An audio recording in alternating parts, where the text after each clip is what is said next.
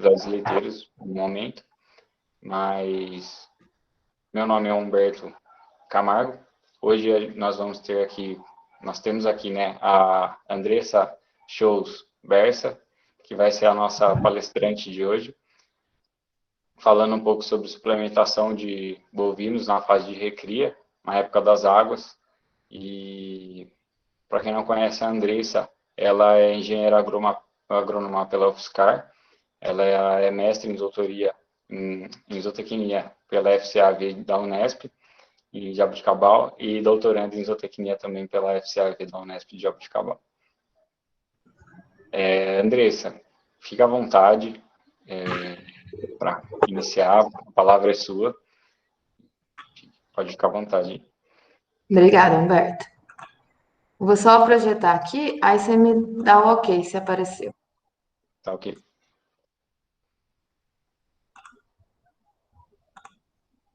Foi? Foi. Boa. Então tá bom. Então, boa noite, pessoal. Boa noite a todos. Meu nome é Andressa Shows Bersa, como o Humberto me apresentou.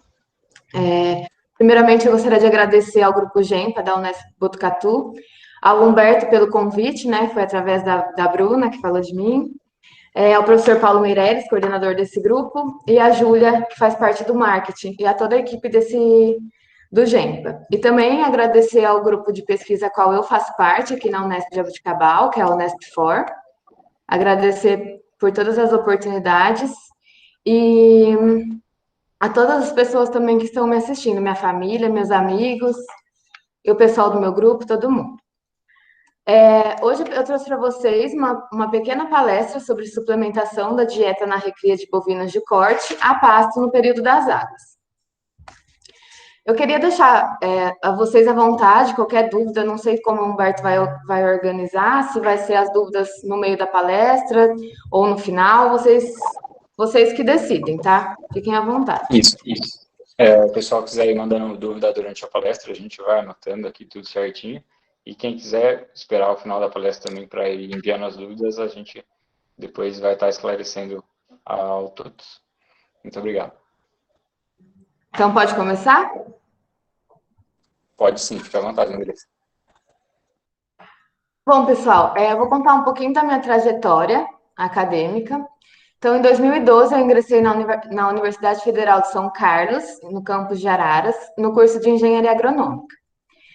E logo na primeira semana de aula, eu fui atrás de algum grupo que tivesse relacionado ao animal. E como a faculdade onde eu me formei, ela antigamente era um instituto de açúcar e álcool, tinha pouca oportunidade, a área de animal era muito pequena na faculdade. E o único grupo de estudos que tinha era o GETAP, que trabalhava com gado de leite. Então, eu logo ingressei, fiquei 2 anos nesse grupo de estudos.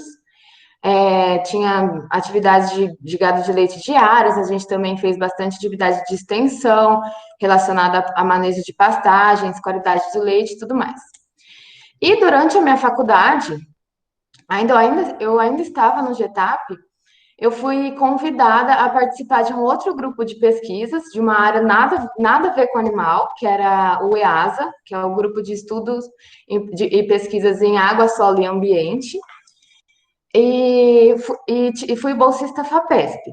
Então, nesse grupo, eu desenvolvi duas iniciações científicas, a qual uma delas foi o meu TCC, que eu trabalhei com irrigação de repolho, em casa de vegetação. Finalizei a faculdade em 2016, em dezembro de 2015, e em janeiro de 2016, eu ingressei no estágio obrigatório da Embrapa Pecuária Sudeste, que é em São Carlos.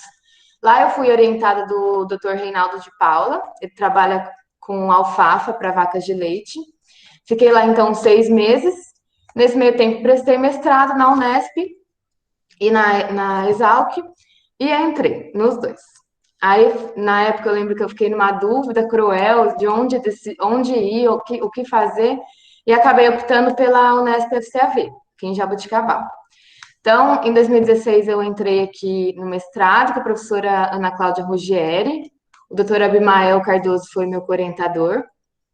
Trabalhei com manejo de pastagens, mais especificamente com consórcio de gramínea com leguminosa, para vacas de leite e vacas, né, teoricamente de leite, na verdade, elas eram novilhas de corte.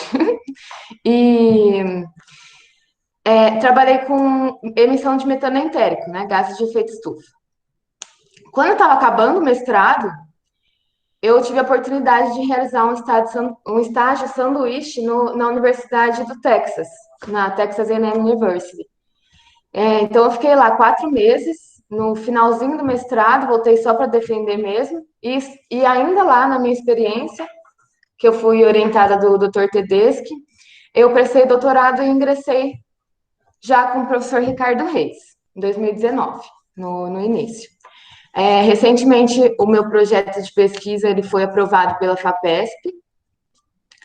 Só para adiantar, assim, a parte de coletas de campo, de experimento a campo já terminou e agora a gente está na fase de laboratório. Então, vamos dar início efetivamente à palestra.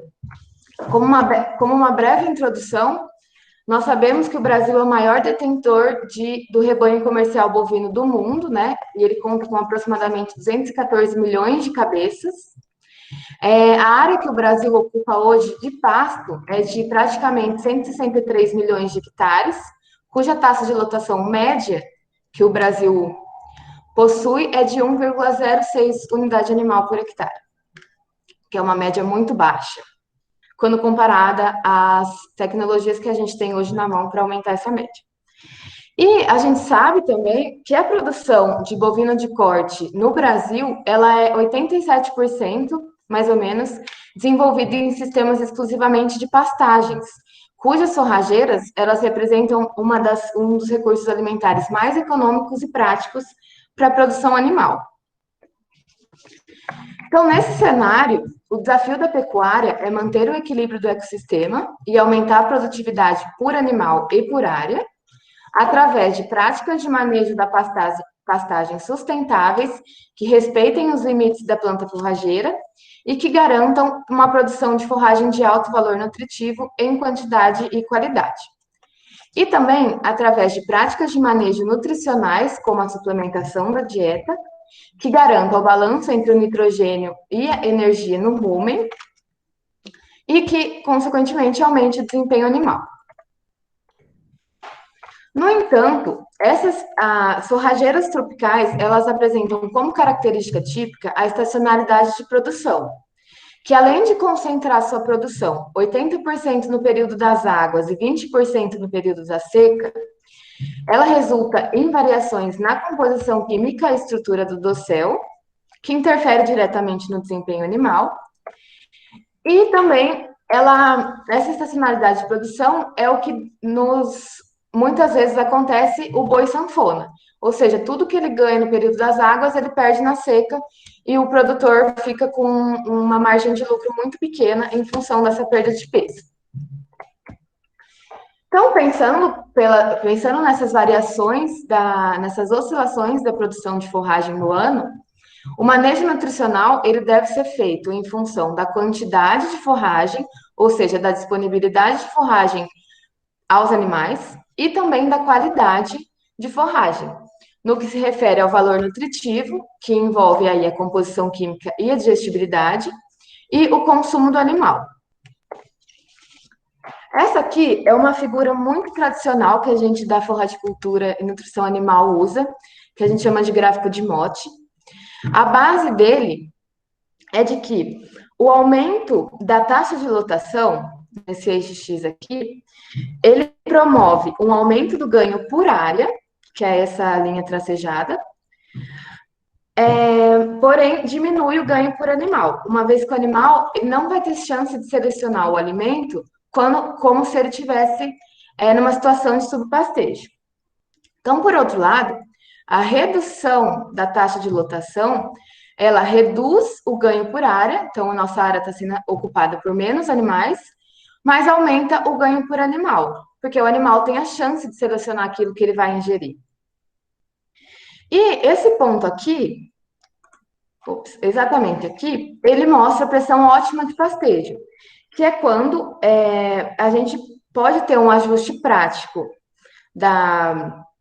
para ter um ganho satisfatórios por área e por animal. E a suplementação, ela entra como uma ferramenta auxiliar para deslocar esse ponto ótimo para a direita, proporcionando aí um ganho por animal e por área maiores. Além da questão da oferta de forragem, da taxa de lotação, a fase de crescimento em que o animal se encontra, ela tem influência direta no aproveitamento dos nutrientes da dieta, assim como na composição corporal dele. Então, a gente pode observar, esse ponto A, ele se refere à concepção. O B, ao nascimento do animal, o C, quando ele atinge a puberdade, e o D, quando ele atinge a maturidade. Então, a gente pode observar que entre o nascimento e a puberdade, os bovinos apresentam uma maior taxa e potencial de crescimento, proporcionando uma maior conversão alimentar. E é justamente nessa fase da curva de crescimento dele que se refere, né, à recria dos animais, a fase de recria, e ela acontece no período das águas, que é quando a gente tem uma maior oferta de forragem. Então, por que a suplementação a pasto na recria especificamente? Porque é um período de ganho eficiente. Eficiente porque o animal tem menor exigência para mantença e apresenta um alto potencial de crescimento muscular e baixa deposição de gordura. E por que é tão importante a suplementação nessa fase? Porque os ganhos adicionais dessa fase de recria, com a suplementação, eles são mantidos na terminação, proporcionando um menor tempo para abate do animal, uma maior cobertura de gordura e, consequentemente, os cortes cárneos terão maior valor comercial. E, além disso, os custos da suplementação durante essa fase de recria, eles serão pagos com os ganhos no sistema, através do aumento do número de animais abatidos, né, mais rapidamente, e redução do tempo de terminação. Então, a gente pode dizer que a nutrição dos bovinos em pastejo tem por objetivo suprir os requerimentos dos micro-organismos ruminais, principalmente no que se refere ao nitrogênio, né, a proteína. E a suplementação, então, ela é uma prática de fornecer os nutrientes específicos para corrigir as deficiências da forragem em relação aos requerimentos dos animais, potencializando o ganho de peso do animal. Então, quais são os objetivos da suplementação? Justamente corrigir a deficiência dos nutrientes da forragem, a qual o animal tem acesso, aumentar a capacidade de suporte das pastagens, ou seja, com a suplementação é possível aumentar a taxa de lotação e o ganho por área, potencializar o ganho de peso do animal, que será refletido lá na fase de terminação, encurtar a recria e terminação dos animais em pastejo, reduzir a idade do abate, auxiliar no manejo das pastagens, evitando muitas vezes a degradação, fornecer aditivos ou promotores de crescimento e acelerar o giro de capital daquele produtor. Só que para isso, o planejamento nutricional ele deve seguir algumas etapas. Então, é imprescindível conhecer a estrutura do dossel forrageiro e o valor nutritivo de forragem, considerando as suas variações durante o ano, para formular os suplementos. Na sequência, é preciso considerar que a suplementação ela vai corrigir os nutrientes limitantes da forragem. E tudo isso com base nas exigências nutricionais do animal, daquele peso, naquele período, naquela situação. Então, uma coisa que é imprescindível são os objetivos do produtor. Qual que é o objetivo do produtor? Qual que é a verba que ele tem para investir? Quais são os ganhos que ele quer imprimir naquele animal, naquela fase? Essas exigências, elas podem ser encontradas facilmente através de, basicamente, 2 livros, o BR Corte, que tem a versão online, e o NRC. Esses livros, eles apresentam infinitas tabelas das exigências nutricionais, para proteína, para energia. Aí você pode, eu até vou apresentar no final um exemplo. com base no peso daquele animal, com base no ganho de peso que você quer imprimir no animal. E assim é possível formular um suplemento para atender todas as exigências dele e ainda conseguir os ganhos esperados. Então, a composição corporal, que nada mais é do que aquilo que compõe, constitui o corpo do animal, ela depende basicamente de 3 fatores, que são o sexo, a genética e a nutrição, principalmente. Então, nesse sentido, esse gráfico ele apresenta a variação de cada tecido, né, muscular, ósseo e de gordura, conforme o aumento do peso do animal. Então, a gente pode ver aqui que a porcentagem de gordura no corpo do animal, ela aumenta conforme ele vai ficando mais pesado. Em compensação, a porcentagem de músculo, ela vai reduzindo conforme o animal vai ficando mais pesado. E também, à medida que o peso corporal aumenta, a exigência de energia líquida para ganho desse animal é maior do que a exigência de proteína metabolizável.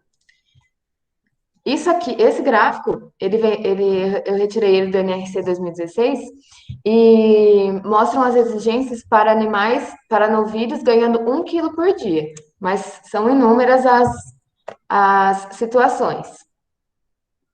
E esse outro gráfico aqui mostra a variação na oferta de forragem durante as estações do ano e o ganho de peso dos animais suplementados, esse em quadradinho, ou não suplementados, apenas recebendo sal mineral. Então, o que é possível observar? Até março, abril, quando ainda estamos no período das águas, o ganho dos animais, tanto suplementados quanto apenas com sal mineral, o ganho é ascendente. Depois que acontece aquela variação na oferta de forragem, os ganhos de ambos os casos, sal e suplemento, eles começam a decair. Então, isso mostra que o período seco é o mais crítico do ano.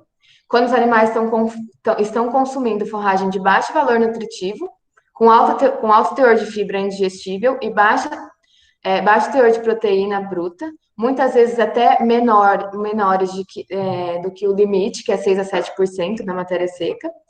E isso, consequentemente, acaba limitando o consumo do animal, de forragem. Então, por que a suplementação é importante? Para não haver a redução do peso do animal, principalmente no período seco, e não proporcionar desempenho negativo. Porque nessas situações de seca que o pasto não oferece os nutrientes necessários, esses nutrientes, os poucos nutrientes que o animal ingere, são mobilizados para a mantença. Então, ele acaba não ganhando peso, muito pelo contrário, ele pode até perder. E também para não haver o aumento da idade de abate do animal, o que reduziria a taxa de desfrute, ou seja, o aproveitamento, a produção em arrobas naquele determinado espaço de tempo. E esse outro trabalho aqui, ele mostra o ganho de peso de animais, de novilhos consumindo farelo de soja, farelo proteico, aliás, não especifica qual que é o farelo, nas 3 estações do ano, na seca, transição e água. E a gente pode notar que das 3 situações, o ganho de peso é maior na época das águas. Por quê? Em função da qualidade e quantidade de forragem e por ser aquele período que eu havia mencionado para vocês, que o animal apresenta grande potencial de ganho e crescimento muscular. Então, esses quadros a gente gosta bastante de usar também, essas tabelas.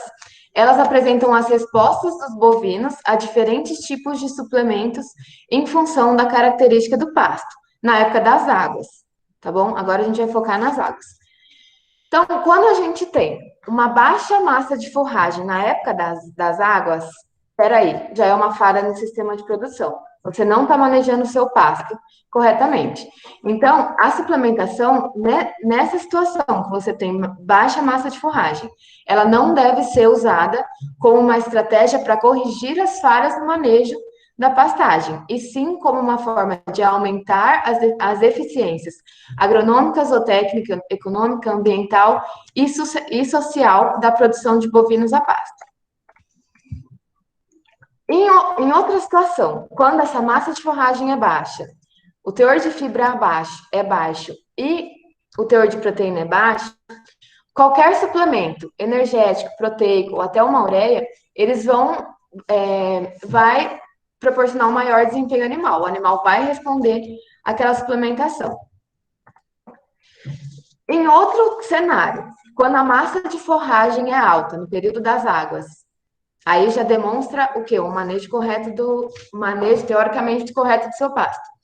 Um baixo teor de fibra e alto teor de proteína, que é o cenário desejável para todo mundo, a suplementação energética, ela é talvez a única que possa promover um desempenho maior do que o animal já teria naquele pasto de boa qualidade, em comparação a suplementos proteicos ou com NNP. Então, nos pastos aqui da Unesp de Jaboticabal, que a gente maneja intensivamente, com altas doses de nitrogênio, esse aqui é o nosso cenário. Alta massa de forragem, com baixo teor de fibra e alta de proteína. Então, nesses casos, apenas a suplementação, apenas não, né? A suplementação energética é a mais eficiente para imprimir ganhos nos animais. E por falar em Unesp, aqui na linha de pesquisa do professor Ricardo, da professora Ana, muitos trabalhos já foram desenvolvidos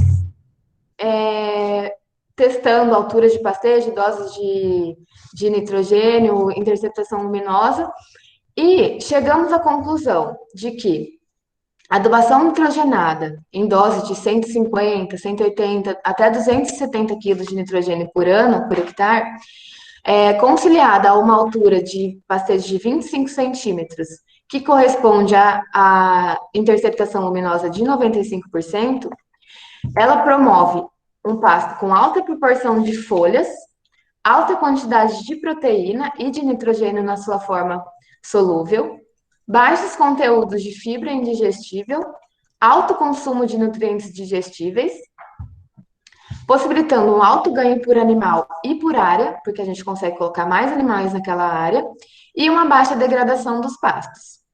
Porque todo o manejo a gente faz em função da oferta e da demanda do animal. Então, esse trabalho aqui, ele foi desenvolvido pelo Casagrande em 2010, é só para mostrar que ele trabalhou com 3 alturas de pastejo, 15, 25 e 35 centímetros, em capim-marandu, no período das águas, e ele observou que o teor de proteína bruta pode chegar até quase 16% nessas condições, principalmente quando o manejo está sendo feito a 25 centímetros de altura, que corresponde aos 95% de interceptação. Nesse primeiro caso aqui, eu só trouxe para mostrar mesmo a característica do pasto.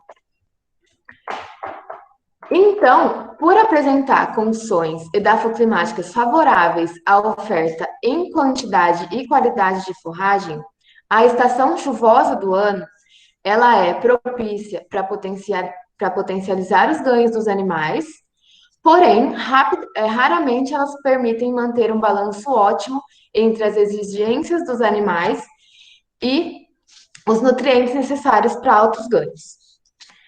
E, somado a isso, as gramíneas tropicais manejadas intensivamente com doses elevadas de nitrogênio, como é o caso dos pastos da Unesp de Jaboticabal, elas possuem de 40% a 50% dos compostos nitrogenados na sua forma solúvel. E o que acontece? Essa alta degradabilidade dos compostos nitrogenados, que estão na forma solúvel em pastos intensivamente adubados, somada ao alto conteúdo de carboidratos estruturais de lenta degradação da planta forrageira, gera uma falta de sincronismo entre os compostos nitrogenados e os esqueletos de carbono oriundos da degradação dos carboidratos no rumen. E isso compromete diretamente a eficiência de uso de nitrogênio e a síntese de proteína microbiana no animal. Essa situação ela gera perdas excessivas de nitrogênio no ambiente. na forma de amônia pela urina, o que gera um déficit proteico em relação às exigências para altos ganhos, o que simboliza perdas econômicas, porque o nitrogênio é um nutriente super caro na proteína, todos sabem, e também é prejudicial ao meio ambiente, seja através da emissão de amônia volatilizada, seja através da emissão de óxido nitroso e da lixiviação no nitrato.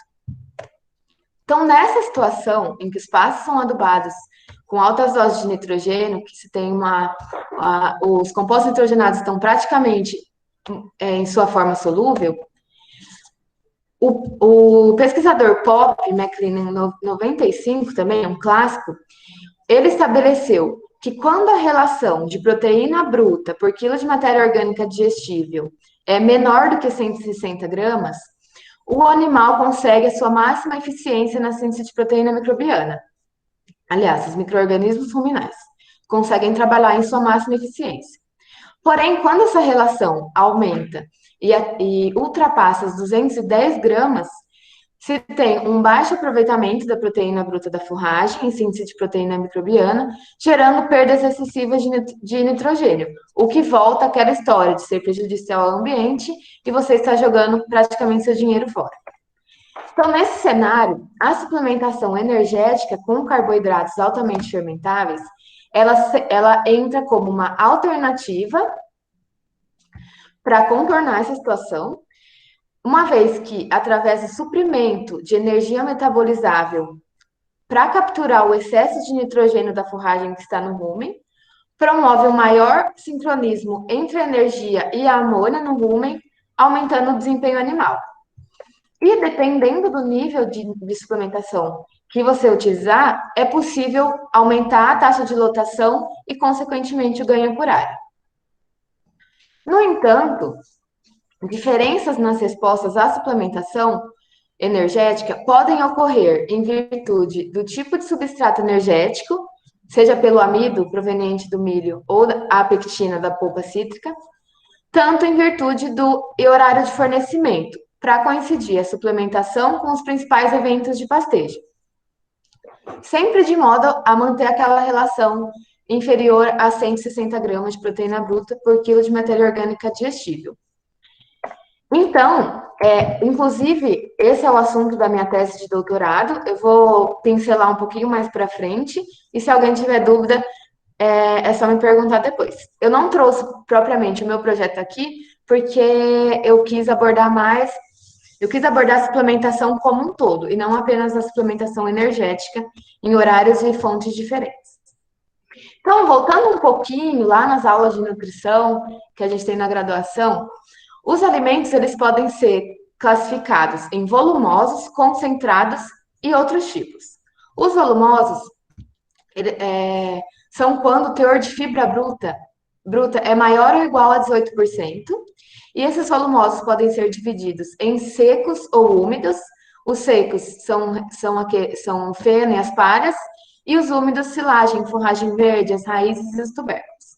Já os concentrados, ou seja, quando se tem menos de 18% de fibra bruta em sua composição, eles podem ser classificados como energéticos ou proteicos. Os energéticos, representados pelos cereais e os seus subprodutos, eles contêm menos de 20% de proteína bruta. E os proteicos, mais de 20% de proteína bruta. E o que são esses outros? São as vitaminas, os minerais e os aditivos, que a gente muitas vezes chama de premix na dieta. Aqui é mais para ilustrar para vocês.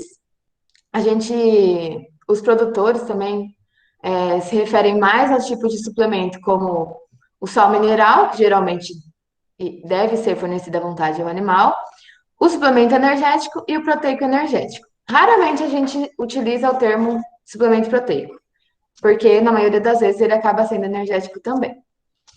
Então, essa aqui é só uma figura para ilustrar o efeito dos suplementos minerais e proteicos, né, fornecidos nas diferentes épocas do ano. Então, quais que eu quero chamar a atenção aqui? O sal mineral, durante o ano, ele pode imprimir um ganho de 150 quilos por cabeça por ano. Já um sal proteinado de baixo consumo, 230 quilos por ano. E um de alto consumo, 250 quilos por ano. É lógico que uma dieta de alto grão, principalmente em confinamento, imprime um ganho maior no animal no ano. Mas o nosso foco aqui é a suplementação a pasto nas águas. Esse primeiro trabalho aqui que eu trouxe para vocês, ele foi desenvolvido por Vieira, aqui na Unesp de Jaboticabal, em 2008 2009. E o autor trabalhou com 3 diferentes alturas de pastejo, então 15, 25 e 35. Ele trabalhou com novilhas, em pastos de capim marandu, suplemento 0,3% do peso corporal, que é o mais comum. Então, ele testou animais consumindo sal mineral à vontade, um suplemento energético com 13% de proteína e um suplemento proteico energético com 25% de proteína. O que ele encontrou? Que o suplemento energético, ele promoveu um ganho adicional de 185 gramas por dia quando comparado ao sal mineral, sem a necessidade de utilizar a suplementação proteico-energética. E isso é em função daquele cenário que eu falei para vocês de pastos intensivamente manejados e adubados com altas doses de nitrogênio. Na sequência, Oliveira testou as mesmas alturas, 35, só que ele não trabalhou mais com suplemento proteico. Ele testou sal mineral à vontade, um suplemento energético à base de milho e um suplemento proteico energético à base de polpa cítrica. E ele encontrou que pastos manejados a 25 centímetros de altura e com suplementação, seja ela qual for, promoveu um aumento do ganho por animal e por área.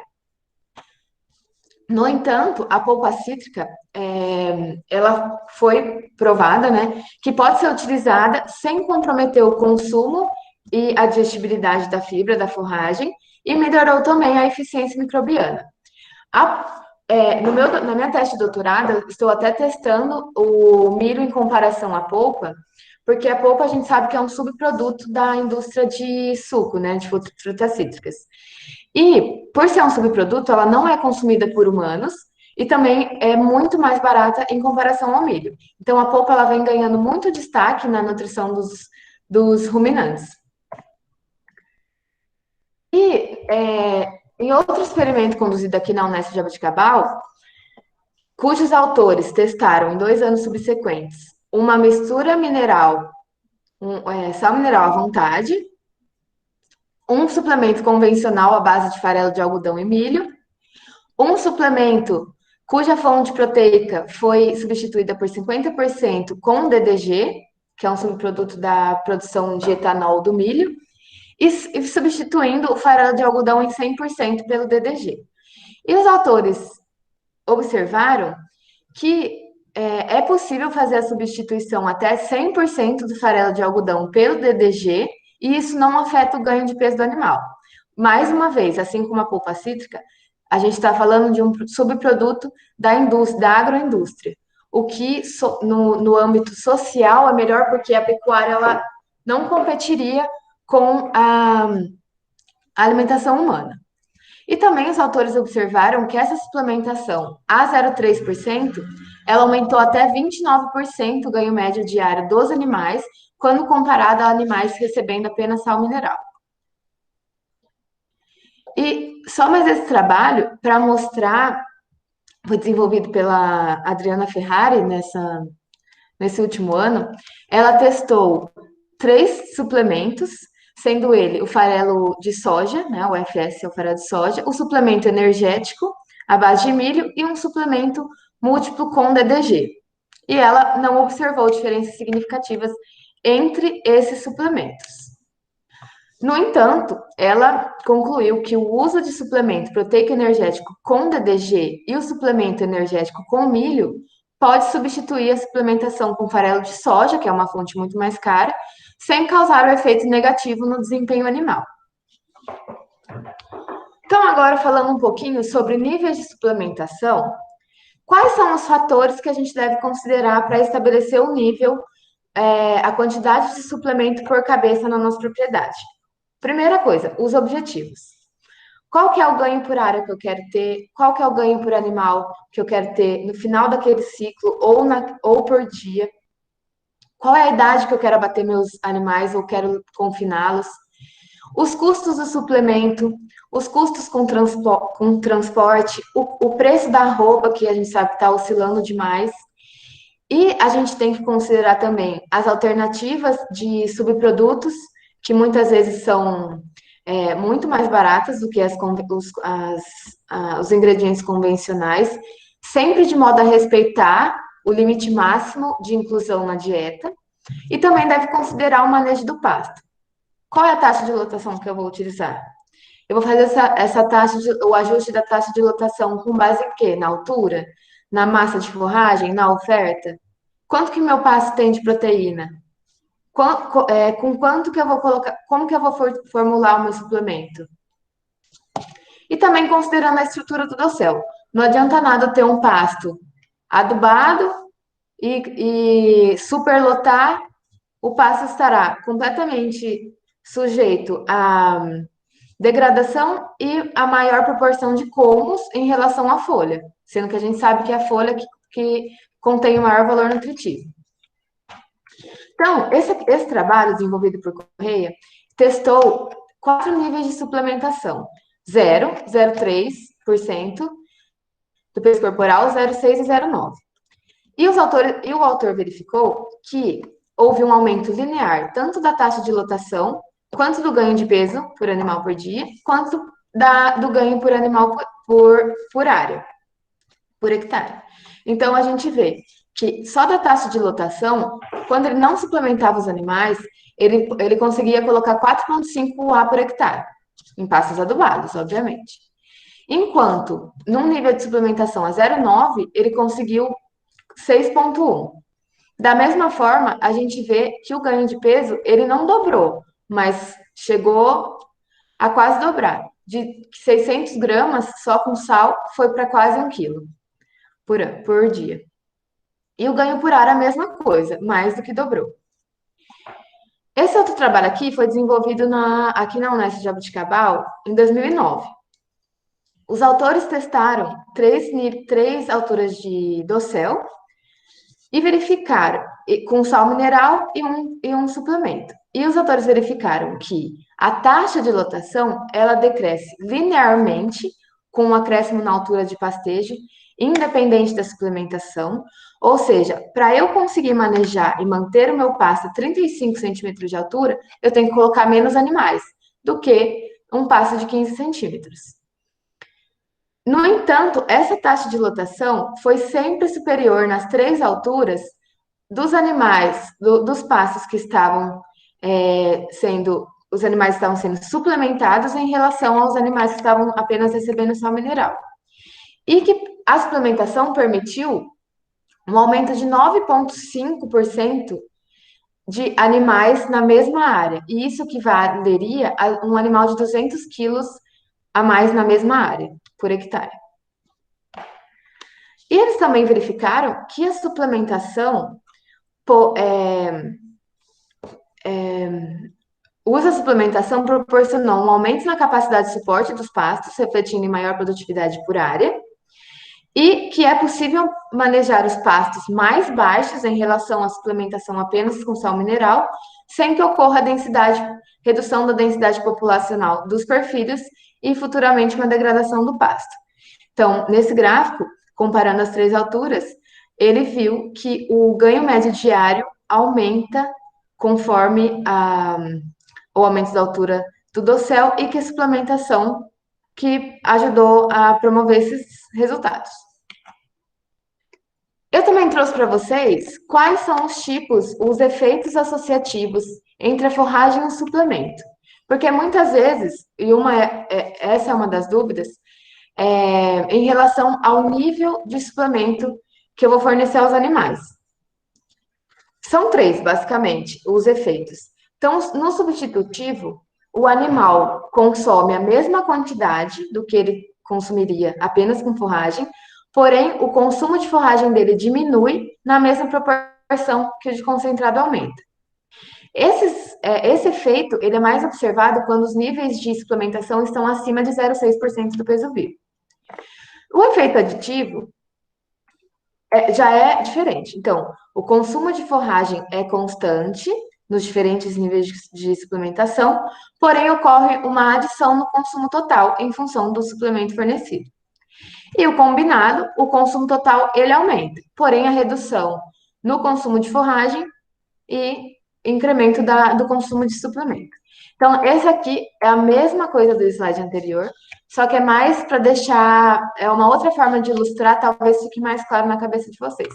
Então, o consumo de um animal consumindo apenas forragem, quando se tem um efeito de substituição, o consumo é o mesmo, porém a quantidade de forragem reduz e esse consumo total é complementado com o consumo de suplemento, o aditivo e o combinado. Como eu falei para vocês, a minha tese de doutorado, ela avalia horários e fontes de suplementação energética. E o horário, ele é imprescindível no aproveitamento dos nutrientes, da forragem, de suplementação, né? Então, quando esse horário de suplementação é conciliado ao hábito de pastejo dos animais, ele é determinante no aproveitamento dos nutrientes, uma vez que alguns estudos mostraram que o maior período de pastejo do animal ocorre entre as 14 e as 17 horas, quando ocorre o pico de N amoniacal no rumen. Então, dessa forma, a suplementação no final da tarde, ela pode ser uma estratégia para otimizar o desempenho animal, na medida em que ela permite uma maior captura do nitrogênio que está em excesso na forragens altamente adubadas com nitrogênio, pelo substrato energético fornecido, promovendo então um maior sincronismo entre o nitrogênio e a energia no rumen, e gerando menores perdas de nitrogênio pela urina, o que economicamente e ambientalmente é vantajoso. E eu só trouxe esse resultado aqui da minha tese, que eu obtive até o momento, comparando, né? Eu testei então o milho e a polpa fornecidos às 17 horas e às 9 horas.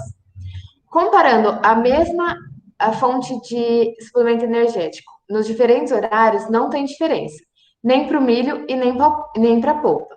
Porém, às 17 horas, o fornecimento da polpa cítrica, ele gera um ganho médio diário de 1,06 quilos por dia, enquanto o milho fornecido nesse mesmo horário imprime um ganho de 860 gramas por dia.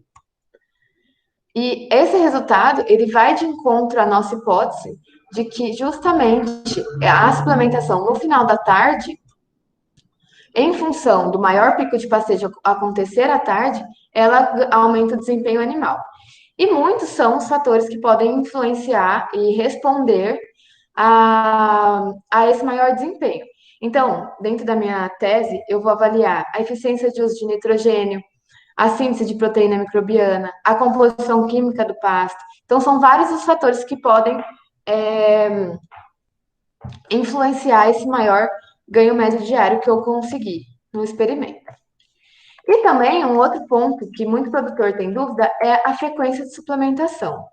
Alguns estudos mostraram que o fornecimento de suplementos proteicos em intervalo de 2 a 3 dias pode aumentar o período de pastejo e reduzir os custos de produção.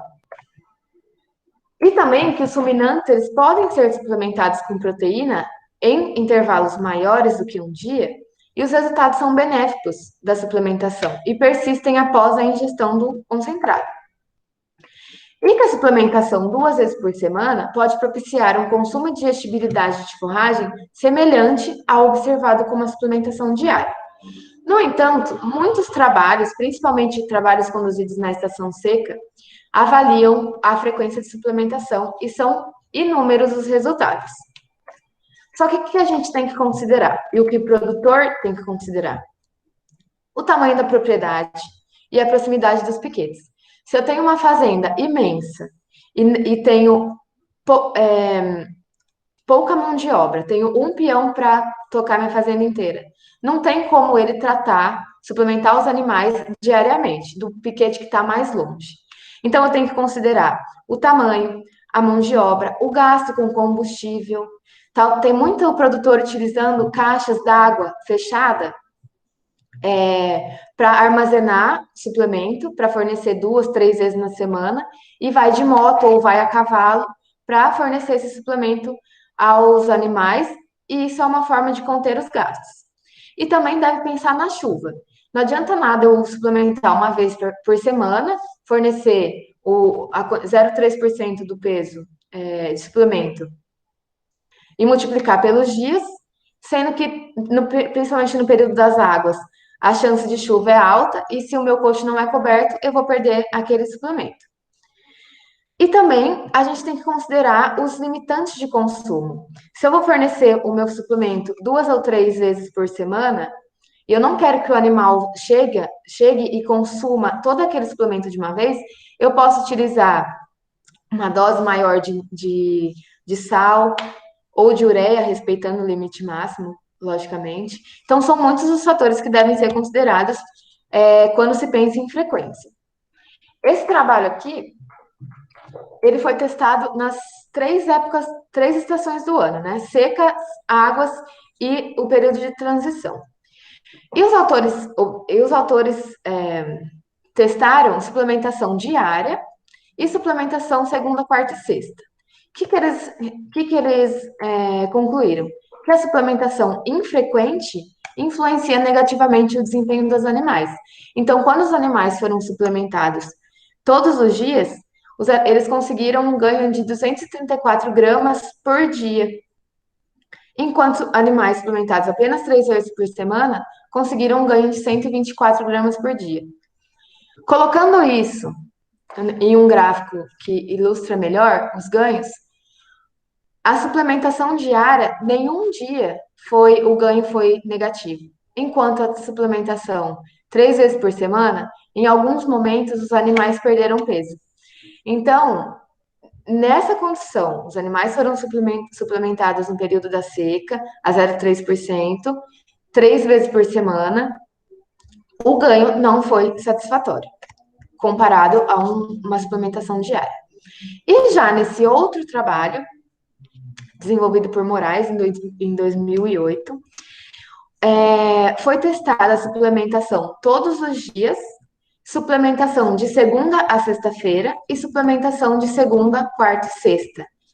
Por incrível que pareça, nesse trabalho não houve diferença de ganho de peso. Então, os animais mantiveram uma média aí de 840 a 900 gramas por dia em qualquer uma das frequências de suplementação.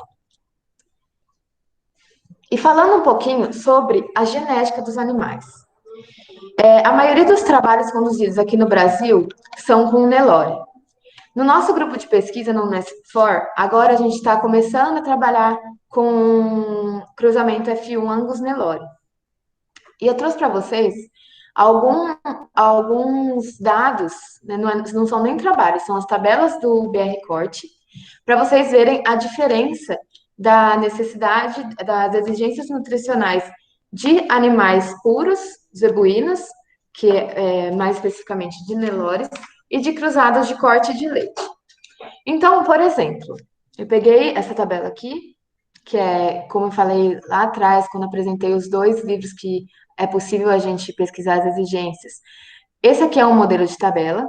Então, ele é classificado por peso, o ganho de peso que eu quero que o meu animal consiga, e a outra variável, né? Nesse caso, é o consumo de matéria seca. Um animal em recria com 300 quilos, para ganhar 1 quilo por dia, o animal Nelore, ele precisa consumir uma média de 6,96 quilos de matéria seca por dia, enquanto um animal cruzado de corte tem que consumir 7,28 quilos de matéria seca por dia. Isso é só para vocês verem como muda, como a genética tem forte influência nas respostas do animal. Já essa outra tabela aqui, ela apresenta o peso à maturidade, ou seja, quando o animal estabiliza a sua deposição de gordura e de proteína no corpo. Para animais zebuínos não castrados, esse peso é de 517 quilos, ou seja, o animal estabiliza a sua deposição com 517 quilos. Já para um cruzado de corte, isso sobe para 560. E no quesito exigência de energia líquida, também tem tabelas para proteína metabolizável, inúmeras variáveis. Um animal zebuíno não castrado, em fase de crescimento, precisa de 94 megacal por dia de energia líquida para mantença, enquanto um animal do mesmo peso, também não castrado, cruzado de leite, precisa de 108 megacalorias de energia líquida por dia. Então, esse trabalho aqui, ele testou animais Nelore e animais cruzados de Angus Nelore em função da conversão alimentar. O que é a conversão alimentar? Eu até coloquei uma colinha aqui. É a divisão do consumo de alimento por unidade de produção, ou seja, quanto de matéria seca o animal consumiu para converter aquilo em quilos de peso corporal. E também a gente escuta muito eficiência alimentar. É o contrário, é o quanto de peso corporal para conseguir, por exemplo, 1 quilo de peso corporal, quanto de matéria seca o animal consumiu. Nesse trabalho que eu trouxe para vocês, que é recente, 2018, comparando os animais Nelore e os cruzados de Angus Nelore, a eficiência alimentar foi maior para os animais para os cruzamentos. Então, nesse trabalho aqui, se eu não me engano, ele testou diferentes níveis de proteína em animais em terminação, que eu não achei animais a pasto, testando genética. E esses animais F1 apresentaram maior desempenho, maior eficiência alimentar e, além disso, melhores características de carcaça. Nesse outro trabalho, foram testadas vários grupos genéticos. Então, o Aberdeen Angus, o Aberdeen Angus cruzado com Caracu, Aberdeen Angus com Hereford, o Angus Nelore, Hereford apenas e o Nelore. O que eles verificaram? Que a conversão alimentar dos animais da raça Hereford foi maior do que os animais Angus Nelore, do que os animais Angus Caracu e também do que os animais Nelore. E além disso, os animais Hereford consumiram menos matéria seca para ser convertida em peso corporal. Então, pessoal, dos temas, dos assuntos que eu tinha que abordar, que foi solicitado para mim, era isso. O que a gente pode concluir nessa apresentação? Que o manejo adequado do pastejo, ele resulta em forragem de alto valor nutritivo, o que permite uma maior eficiência de utilização dos nutrientes pelo animal, resultando em maior desempenho. A intensificação do uso das pastagens implica na adoção de estratégias nutricionais como a suplementação proteico-energética em diferentes épocas do ano, a qual pode contribuir diretamente para aumentar o desempenho animal e a eficiência do uso desses nutrientes, e que a suplementação, especialmente nas águas durante a recria dos bovinos de corte, é sim uma estratégia eficaz para intensificar o sistema de produção em função do período do ganho eficiente e da qualidade de forragem. E o que a gente não pode esquecer é que na adoção de técnicas de manejo, tanto das pastagens quanto da nutrição, deve-se avaliar os impactos econômicos e ambientais da prática. Muitos têm falado sobre a emissão de metano entérico, sobre a emissão dos gases de efeito estufa de uma maneira geral pelos bovinos. Eu até estava conversando com um colega meu de trabalho hoje. Nós, infelizmente, nós da pesquisa, nós produtores, nós do agro em geral, somos muito fracos, entre aspas, em relação à mídia. Então, a gente luta para conseguir provar que a pecuária não é a vilã do aquecimento global, que é possível restaurar pastos degradados, manejar os pastos corretamente, tudo para evitar a emissão de gases de efeito estufa, enquanto a Anitta e outros outras pessoas que não têm a ver com a área, para não falar outra coisa, ficam difamando a nossa pecuária. Então, é hora da gente, mais do que nunca, tentar buscar formas, estratégias, manejo que reduzam a contribuição negativa da pecuária para o aquecimento global e que a gente mostre às pessoas leigas que a pecuária não tem culpa, que o agro em geral não tem tanta culpa, que as emissões das nossas atividades são muito baixas perante o setor industrial, por exemplo, perante os mesmo tráfego de carros, enfim, essas coisas. Então, o que eu tinha para falar para vocês era isso. Qualquer dúvida, esse é o meu e-mail. Se quiserem me chamar no direct no Instagram, esse aqui é o meu nome lá. Sigam a página Unesp4, a gente direto posta todos os experimentos que estão sendo conduzidos e que já foram conduzidos. E a gente está sempre de portas abertas para quem quiser estagiar. Agora, nessa crise que a gente está vivendo, não muito, mas no geral, nas condições normais, a gente sempre aceita estagiários de fora, resolve dúvidas, dá palestras, enfim, estamos abertos. E mais uma vez, queria agradecer a presença de todos que estão nessa quinta-feira à noite me assistindo, e ao grupo que me convidou, e também ao grupo Unesp For, a qual eu faço parte. Eu estou aberta às dúvidas agora. Quem quiser, pode ficar à vontade. Andressa, muito obrigado, primeiramente, por estar aqui com a gente, né? Muito obrigado pela sua palestra. Excelente palestra. Muitos dados, muita informação aí, né? E comprovação, né?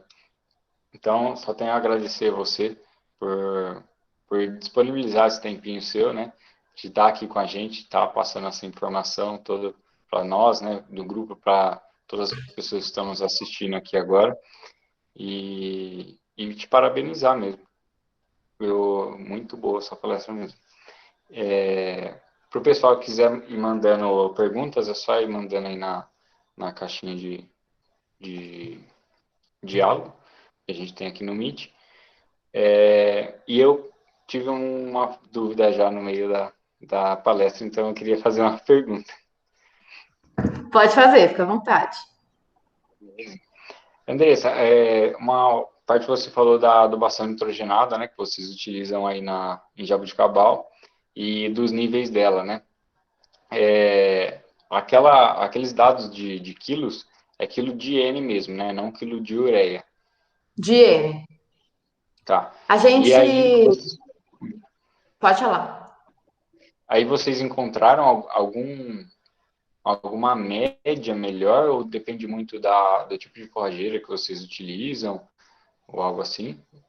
Humberto, quanto à fonte que você falou da ureia, a maioria dos trabalhos aqui desenvolvidos até o momento foram com ureia, né? Por ser uma fonte mais barata e tudo mais. Só que perante a preocupação de emissão de gases de efeito estufa, volatilização, enfim, contaminação ambiental de alguma forma, a gente vem estudando nos últimos trabalhos fontes alternativas que não são tão volatilizadas como o nitrato de amônio, o sulfato, são um pouquinho mais caros que a ureia, só que o custo-benefício acaba sendo melhor. E das doses, muitos foram. Eu até cheguei a colocar nos slides alguns trabalhos de doses que foram desenvolvidos aqui, que são inúmeras. Mas eu tirei porque senão a apresentação ficaria um pouquinho cansativa. Mas, no geral, a gente sempre testou doses de zero, né? Um passo sem adubação nitrogenada, só com fósforo e potássio, com 90 quilos, 150 e 270. O que mais apresentou resultados favoráveis, tanto para ganho por área, taxa de lotação e até qualidade da forragem, foi o 150. Tanto que os últimos trabalhos, todos os de suplementação, né? A gente havia fixado 150 quilos de nitrogênio por hectare por ano. Mas, que nem no meu trabalho de doutorado, eu já usei uma dose um pouquinho maior, de 180. quilos. A gente viu de uma forma geral que até 180, todas essas características que eu falei de ganho por área, qualidade da forragem e tudo mais, são muito boas. Passou disso, os resultados, por exemplo, com pastos adubados a 270 quilos, o custo-benefício não compensa pelo tanto de adubo que eu estou jogando a mais, quase o dobro. Entendeu? Então, a nossa faixa de adubação aqui na Unesp de Jaboticabal, com pastos manejados a 25 centímetros de altura, com a taxa de lotação sendo ajustada corretamente, as melhores doses foram 150, 180 quilos de nitrogênio por hectare por ano. Bacana, muito bom. Eu tenho visto muito sobre isso, né? Sobre essa relação custo-benefício, né? De quanto a gente está utilizando para quanto a forrageira está produzindo de massa. A Bruna Rett aqui perguntou para você sobre. Primeiro, ela te parabenizou. Parabéns, Andressa, adorei. Gostaria de saber por quanto tempo suplementou no seu experimento e quais foram os meses. Bruna, muito obrigada. Então, o meu experimento foi conduzido na recria dos animais. Então, eu comecei a suplementá-los em dezembro de 2019 e o experimento terminou em abril desse ano. A suplementação era diária, né? Como eu falei para vocês, eu testei 2 fontes, o milho e a polpa cítrica, em 2 horários de fornecimento. Só que todos os animais eram suplementados diariamente. Então foram esses 5 meses aí. Perfeito. A Júlia Rosa, que é a nossa diretora de marketing, perguntou se o uso de caroço de algodão seria uma boa opção para a recria devido ao maior tempo de permanência no rumen e liberação de nitrogênio. Júlia, boa noite. Sim, o caroço de algodão, ele é uma alternativa muito utilizada, inclusive, pelos produtores. Só que, pelo preço, a gente tem estudado fontes alternativas, como por exemplo, o DDG, que é um subproduto, para cumprir essa função, entendeu? Nos últimos anos, acho que foi em 2014, 15, a gente fez um trabalho substituindo o farelo, não foi o caroço, de algodão pelo DDG, e os resultados encontrados de desempenho foram similares. Então, ele pode ser substituído por outra fonte, como por exemplo o DDG, que é mais barato. Perfeito, Andressa. Aqui a gente também fez 2 projetos, né? Só que era com ovinos. E um foi confinamento utilizando DDGS e o outro foi com semi-confinamento utilizando caroço de algodão. E a gente teve resultados também bem similares de ambos os animais. Legal. O Marcelo Baggio está parabenizando também pela palestra e perguntando sobre a adubação nitrogenada, em quantas aplicações vocês dividem aí no experimento. Boa noite, Marcelo. Obrigada pelo elogio. Nos nossos experimentos, a gente sempre parcela a adubação em 3 aplicações. Então, por exemplo, a quantidade que a gente mais usa, 150 quilos de nitrogênio por hectare por ano, a gente fraciona em 3 aplicações a lanço, nos meses chuvosos, obviamente, principalmente quando é com ureia. E geralmente essas adubações são feitas em dezembro, quando já tem um volume de chuva aí interessante, janeiro e fevereiro. Raramente, assim, acontece a gente adubar em março, só que como já está no final do experimento, a gente quer que o pasto responda àquela adubação, a gente faz até fevereiro, comecinho de março, por aí. Em 3 aplicações. Perfeito, Andressa. Muito obrigado. Bom, acho que era mais isso. O pessoal que mandou de perguntas e tudo mais. Enquanto você palestrava aí, me surgia várias dúvidas, né? E aí logo você já respondia, logo em seguida. Então, muito obrigado aí. E parabéns mais uma vez pela sua apresentação. Muito obrigada, Humberto. Obrigada pela oportunidade, pelo convite. Obrigada ao Grupo Gempa e a todos que reservaram essa noite para assistir a palestra. Então, mais uma vez, fico à disposição para qualquer dúvida. Se tiverem vergonha de perguntar por aqui, quiserem me perguntar no particular, podem me mandar um e-mail, me adicionar no Instagram, que eu respondo com o maior prazer. E é isso. Muito obrigada e boa noite a todos. Perfeito. Muito obrigado, Andressa. Pessoal, quem quiser depois acessar a palestra, daqui a alguns dias ela vai estar disponível no nosso canal no YouTube, gravada também, tá ok? Então, uma boa noite a todos e, mais uma vez, muito obrigado, Andressa, por estar aqui conosco. Eu que agradeço. Estar nos prestigiando. Muito obrigada.